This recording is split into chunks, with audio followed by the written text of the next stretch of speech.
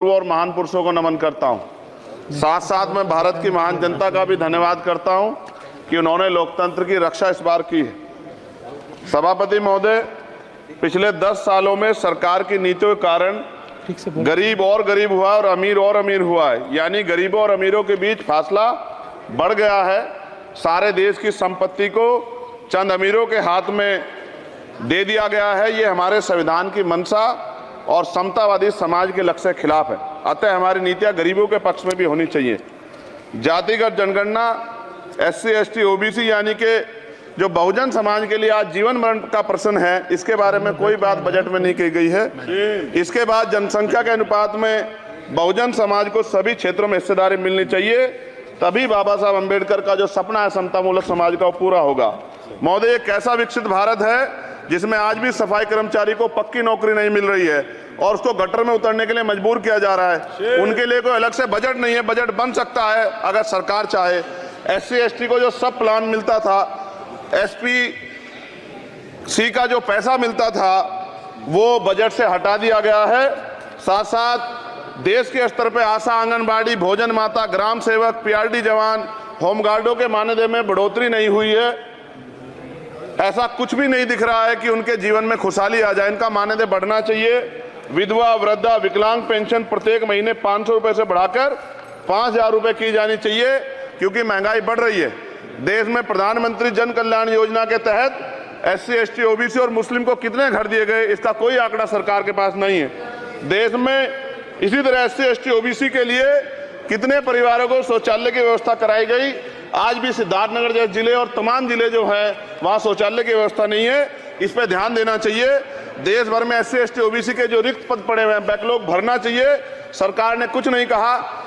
ये कैसी विश्व की 5वीं अर्थव्यवस्था है जिसमें आज भी SC, ST पे अत्याचार हो रहा है, महिलाओं के साथ रेप हत्या हो रही है। NCRB का डाटा पढ़ेंगे तो खून के आंसू रोने पड़ेंगे। युवा बेरोजगार है, सड़कों पे 80 करोड़ लोगों को 5 किलो राशन में जीवन यापन करना पड़ रहा है। जो बजट SC, ST को मिलता है, मेरे दाएं तरफ जो साथी बैठे उनको बुरा लगेगा, कर्नाटक में 14,732 करोड़ रुपए इन्होंने दूसरी योजना में लगा दिए और मध्य प्रदेश में आपने 95 करोड़ रुपए जो है दूसरे बजट में लगा दिए। हमारा जो मिलता है उसको तो मत छीनो भाई।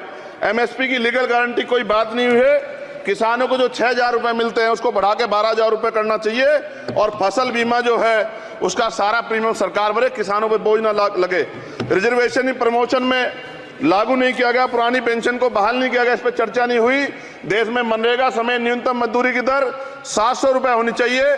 समान काम समान वेतन पॉलिसी लागू होनी चाहिए। जो रसोई की चिंता करते हुए 500 रुपए प्रति सिलेंडर से ज्यादा के दाम नहीं होने चाहिए, जो महिलाओं को राहत मिल सके। बिजली के दामों में भी कमी होनी चाहिए। बेरोजगार युवाओं को 5,000 रुपए भत्ता मिलना चाहिए, जो बेरोजगार युवा जो है अपनी पढ़ाई या अपना खर्चा उठा सके। मैं अपने क्षेत्र के विषय में महोदय आपसे कहना चाहता हूं कि पश्चिम यूपी में नगीना में एक एम्स बनना चाहिए, एक IIT बननी चाहिए, एक IIM बनना चाहिए। नगीना लोकसभा में उद्योग धंधे लगने चाहिए। नगीना की कताई मिल जो है उसको पुनः शुरू कराना चाहिए। RRTC जो योजना है सरकार की, उसको मेरठ से आगे बढ़ाकर मुजफ्फरनगर, सहारनपुर से नजीबाबाद नगीना होते हुए उसको नगीना तक ले जाना चाहिए। साथ साथ नजीबाबाद से मुंबई के लिए एक ट्रेन चलनी चाहिए और नगीना, श्योरा, किरतपुर में रेलवे के ओवरब्रिज बनने चाहिए। सभापति महोदय, सामाजिक न्याय मंत्रालय को 13,000 करोड़ रुपए दिए गए और जनजाति कार्य मंत्रालय को 13,000 करोड़ रुपए दिए, कुल 26,000 करोड़ रुपए। जो कुल बजट 48.20 लाख का लगभग 0.54% है, जबकि हमारी संख्या 25% से ज्यादा SC, ST की और बहुजन समाज की मिलाओगे तो 85% से ज्यादा है। और हमारे विकास के लिए सरकार 1% बजट 1% पैसा खर्च कर रही है, जो मिलना हमें चाहिए, जबकि मिलना हमें 25% चाहिए। ये ऊंट के मुंह में जीरा के समान है, कहावत हमने बहुत दिन सुनी थी। पिछले लंबे समय से हमारे साथ धोखा हो रहा है, लेकिन अब ये नहीं चलेगा। चंद लोगों की तराजू से देश के संसाधन नहीं बटेंगे।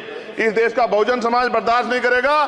संसाधन का बंटवारा संख्या के आधार पे होगा। माननीय काशीराम साहब नारा लगाए थे, ना तो वोट हमारा राज तुम्हारा चलेगा, और आज हम कह रहे हैं ना ही वोट हमारा और नोट तुम्हारा चलेगा। इस बात का भी ध्यान जो है सरकारों को देना पड़ेगा। आपके माध्यम से सरकार से मेरी एक मांग है, सरकार इस योजना का लाभ भी अपने आप ले ले, सरह भी ले ले कि 1 लाख रुपए सालाना बहुजन समाज के अत्यंत गरीब परिवारों को दे। 10 लाख करोड़ रुपए खर्च होंगे, लेकिन इस 1 लाख रुपए की योजना से एक झटके से एक परिवार में परिवार गरीबी की रेखा से ऊपर आएगा। और इनके बच्चों को कुपोषण खत्म होगा, अच्छी शिक्षा मिलेगी, महिलाओं को सम्मानजनक जीवन मिलेगा और इससे वास्तव में सबका साथ सबका विकास का नारा सार्थक होगा। अगर प्रश्न ये होगा कहां से आएगा, तो उसका जवाब ये है कि जब अमीरों का 16 लाख करोड़ रुपए माफ हो सकता है, कॉर्पोरेट टैक्स का घटाकर लाखों करोड़ रुपए का चूना सरकारी खजाने को लगाया जा सकता है, पेट्रोल डीजल के दाम 10 गुना एक्साइज ड्यूटी बढ़ाई जा सकती है, तो गरीबों को सरकार पैसा क्यों नहीं दे सकती। महोदय, समय आ गया है, अब निजी क्षेत्रों में आरक्षण की व्यवस्था होनी चाहिए, SC ST OBC को निजी क्षेत्रों में आरक्षण मिलना चाहिए।